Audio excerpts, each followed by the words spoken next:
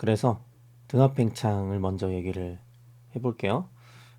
다시 한번 얘기하지만 결과적으로는 자, 이런 과정이고 압력 유지되고 부피 팽창하고 온도는 올라가고 그 과정에서 열은 들어와야 된다는 거는 우리가 알아요. 그런데 인과관계를 따져보자 이거예요. 자, 처음에 우리가 어떤 실험실에서 등압팽창을 구현해보고 싶다고 한다면 어떤 세팅을 이제 해놓고 시작을 해야 되는가를 살펴보면 이런 실린더와 피스톤이 있고 거기 이제 우리가 관심 가지는 기체를 담아요.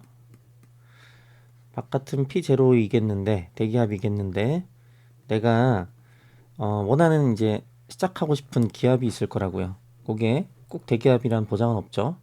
내가 원하는 만큼 추를 올려서 원하는 압력으로 설정을 해주고 뭐 데우든 냉각하든 해서 또 원하는 온도 T가 되도록 해주고요. 그러면 자동으로 부피가 결정이 되죠. P와 T를 결정했으니까 V가 결정이 될 거예요. 자, 이렇게 하면 일단 세팅은 끝난 거예요. 만반의 준비가 된 거고 이제부터 얘를 등압 팽창 시켜야 하는데 팽창 시킨다 라고 하면 두 가지 정도 떠올려 볼 수 있을 거예요. 추를 걷어내도 얘가 팽창을 할 것이고 얘를 데워도 팽창할 것만 같은 그런 느낌이 있어요. 그런데 둘 중에 하나는 별로 좋은 방법이 아니겠는데 우리가 애초에 추를 이렇게 올려둔 이유가 내가 원하는 압력을 만들기 위해서였죠. 근데 추를 하나 둘 걷어낸다는 건 압력을 변화시키면서 팽창을 하겠다는 소리이기 때문에 그건 별로 좋은 방법이 아니겠고요. 우리는 가열을 시작하겠습니다. 가열. 자, 이게 우리가 이 기체를 등압 팽창시키기 위해 해야 하는 일의 전부예요. 우리가 이 기체 하는 건 요것뿐이고 그 뒤에 일어날 연쇄적인 일들은 다 자동으로 이어서 일어나는 일들이라는 거죠. 자, 열이 유입됐으면 첫 번째로 뭘 떠올려야 하는가? 뭐 연력학 법칙에 따르면 연력학 1법칙에 따르면 열이 들어오면 팽창할 수도 있고 내부 에너지가 늘어날 수도 있고 뭐 하는 거지 생각을 할 수 있는데 그 중에서 인과관계상 더 먼저인 것은 열이 들어온다는 게 뭔지 생각을 좀 해보는 거예요. 전도를 통해서 열이 들어왔어요. 뜨거운 물체와 접촉했기 때문에 열이 전달이 됐겠죠. 또는 뭐 불로 뗐다고 생각을 해도 결국 뜨거운 공기와 접촉한 셈이기 때문에 전도가 됐어요. 이 전도가 됐다, 열이 전달됐다라는 메커니즘을 세세히 좀 살펴보면 여기 있는 입자들과 입자들의 관점에서 보면 이 입자들끼리 충돌하면서 이 쉴 새 없이 움직이는 입자가 서로 충돌하면서 한 놈은 운동 에너지를 잃고 한 놈은 운동 에너지를 얻어서 거시적으로 봤을 때 우리가 물체에서 물체로 열이 전달된다, 전도가 일어났다 이렇게 얘기하는 거잖아요. 그죠? 그러니까 열이 전달됐다는 건 여기 안에 있는 나의 관심 입자들의 측면에서 보면 입자 하나하나가 운동 에너지를 이전보다 얻어왔다는 뜻이에요. 그러니까 이 전체에 에너지가 증가한다는 것이죠. 그래서 여러분이 열이 들어왔다라고 하면 가장 먼저 떠올려야 하는 건 내부 에너지가 증가했다. 내부 에너지가 증가했다는 걸 다른 말로 하면 입자들의 속력이 빨라졌다. 또는 온도가 증가했다. 이렇게 말할 수 있겠죠. 자, 그 다음 해야 될 얘기는 뭐예요? 온도가 올라갔어요. 좋아요. 입자들이 빨라졌어요. 그럼 뭔 일이 일어나는가? 여러분들이 항상 머릿속에 요게 있어야 되는데 압력이라는 게 도대체 어떤 변인들에 의해 결정되는가? 자, 우리가 이렇게 얘기한 적이 있어요. 충돌 빈도가 커져도 압력이 커진다. 충돌 강도가 커져도 압력이 커진다. 그런데 이 연력학적 물리량 이런 것들이요, 그죠? 이런 물리량들이 또 충돌 빈도, 또 충돌 빈도, 충돌 강도 이렇게 영향을 주어서 자, 이거 다른 말로 하면 V가 크다 이렇게 말해도 괜찮겠어요? 이런 도식이 여러분 머릿속에 있어야 하죠, 지금. 그러니까 온도가 올라간다는 건 입자들이 벽에 부딪히는 충돌 빈도가 올라가고 충돌 강도도 세지기 때문에 결과적으로 기체의 압력이 세진다라는 거를 여러분이 인과 과정을 떠올릴 수 있어야 돼요. 압력이 세졌구나. 지금 이 필기에는 연력학적인 주요한 물리량만 쓰겠지만 지금 여기 써있지 않은 행간의 의미들을 여러분이 떠올려낼 수 있어야겠고, 그 행간의 의미라 함은 입자 하나하나 관점에서 역학적으로 도대체 무슨 일이 벌어지는지를 알아야 한다. 자, 압력이 커졌어요. 그러면 이거 무슨 상황이냐면, 그 덕에 원래는 내부 압력, 외부 압력이 같았는데 여기서 외부 압력이라 함은 대기압과 추에 의한 압력을 모두 합친 걸 얘기하는 거죠. 피스톤 무게는 지금은 무시를 할게요. 그러니까 대기압과 추의 무게에 의한 그런 압력이 외부 압력인데, 내부 압력이 증가했으니까 이런 상황이 돼버린 거죠. 그죠? 외부 압력이 내부 압력보다 크다. 다른 말로 하면 피스톤에 작용하는 알짜 힘이 위방향이라는 거죠. 위방향이라서 그제서야 여러분이 이렇게 얘기를 할 수 있는 거예요. 아, 그러면 피스톤이 위로 가속 및 이동을 해야 되는구나. 그 결과 피스톤이 위로 밀린 결과 이 기체들의 부피가 증가하겠죠. 그죠? 이 연쇄적인 이 순서, 전후관계, 인과관계를 생각을 하셔야 돼요. 자, 그 말인즉슨 이 값도 양수라는 거죠. 부피가 증가했다는 건 즉 이 기체가 외부에 일을 했다는 뜻인데, 이거 절대 공짜가 아니에요. 여기 있는 애들이 외부에 일을 해줬다. 일이란 건 내가 갖고 있는 에너지를 힘을 통해서 다른 것한테 주는 게 바로 일인데, 기체가 팽창하면서 일했단 말이죠. 이 다른 것들 밀어냈단 말이죠. 그러면 자연스럽게 내부 에너지가 줄어든다. 그러니까 내 에너지를 써서 외부에 일을 해줬다 이 얘기예요. 속력이 줄어든다. 온도가 줄어든다. 자, 요 장면을 조금만 더 자세히 한번 얘기해보죠. 이 개가 외부에 일을 했으니 이 개의 내부 에너지가 줄어들어야 한다 라고 얘기해도 좋고요. 첫 번째로는. 두 번째로 똑같이 에너지 관점을 얘기하되 입자 수준에서 얘기를 해볼게요. 입자 하나하나가 열심히 충돌하는 그 와중에 벽을 밀고 나간 거란 말이죠. 그러면 어떤 입자 하나의 관점에서는 얘랑 부딪혀서 이 피스톤에 힘을 가하면서 피스톤이 밀렸단 말이죠. 그러니까 입자가 피스톤에 일을 했어요.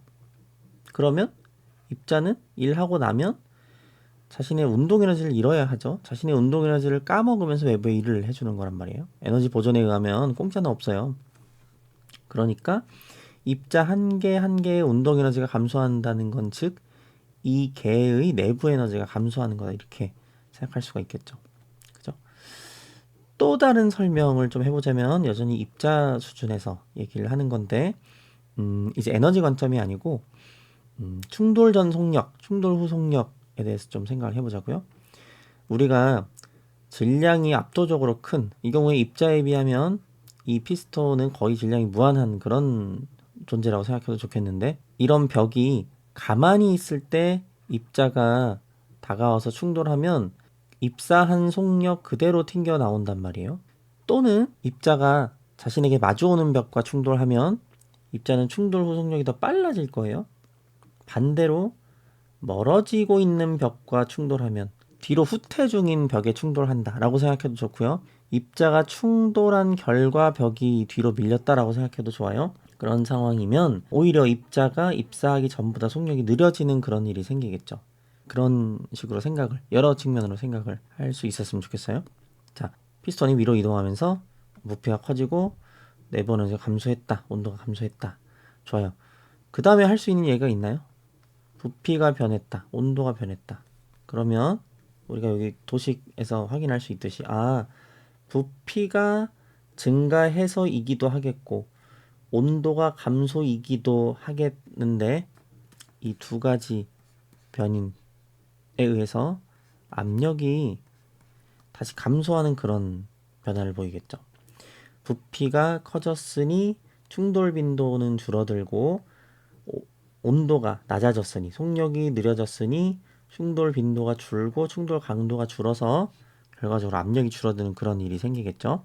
요만큼이 세트로 물론 이 인과관계가 있지만, 순서가 있지만 이것이 세트로 피스톤이 위로 움직였기 때문에 벌어진 일련의 일들인데, 이러한 변화가 얼만큼 벌어지는가라고 하면, 다른 말로 하면 피스톤이 얼만큼 위로 움직이는가라고 하면, 피스톤이 내내 위로 움직이는 것이 아니고 바로 피스톤이 움직이는 원인이 되었던 요 평형이 깨진 요게 다시 해소가 될 때까지라는 거죠. 이렇게 한번 써볼까요? 다시 P 외부가 같아질 때까지.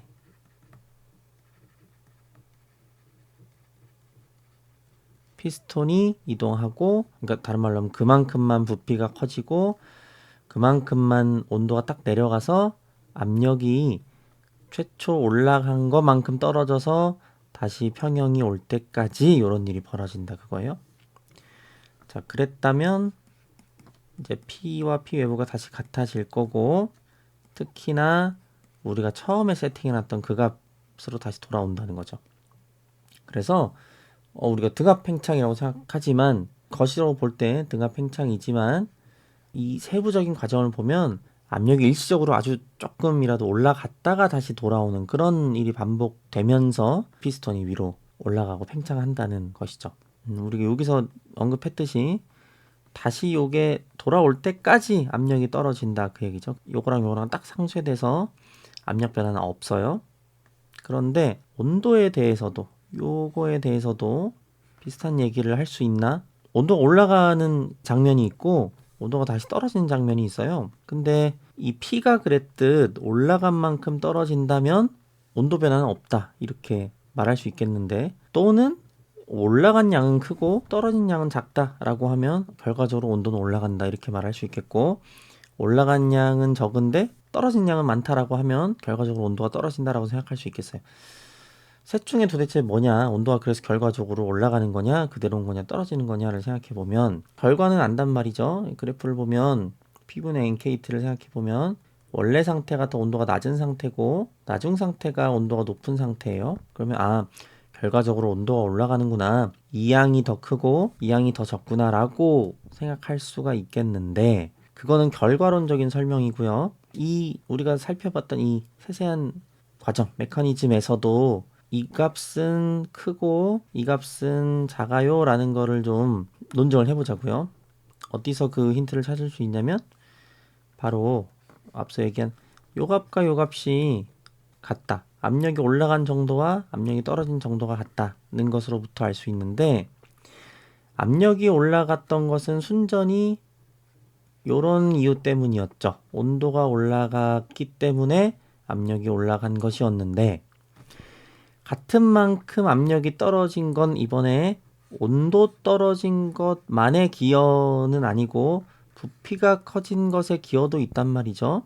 우리가 뭘 추론할 수 있냐면 온도가 떨어진 건 온도 올라간 것보다 좀 덜 했겠구나라는 거를 생각할 수가 있겠고, 그러니까 결과적으로 온도는 올라갔구나 라고 생각을 할 수가 있는 거예요. 그래서 우리가 앞서 얘기했던 부호 어떻게 썼죠? 플러스 0 플러스. 여기서 앞서 살펴봤던 것이 우리의 세부적인 이 서술과 들어맞는지를 보면, 열 들어왔는가? 그렇죠. 열이 들어왔기 때문에 벌어진 일련의 과정인 거죠. 온도가 증가했는가? 그렇죠. 온도가 증가하기도 하고 떨어진 장면도 있지만 결과적으로는 증가했다. 즉 내부에는 증가했다. 압력은 올라간 만큼 떨어져서 그대로다. 여기서 보장이 되는 거죠. 부피는 커졌다.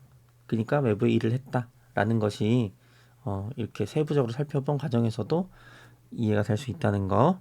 자, 그래서 다시 한번 강조하지만 여러분들이 단순히 그래 열 들어와야 되네, 뭐 온도가 뭐 올라가네, 압력이 그대로네, 부피가 증가하네, 그것만 결과만 생각하는 게 아니고 요런 일련의 전후관계, 인과관계를 가지고 이런 과정이 일어난다라는 걸 좀 확인을 하셔야 되고,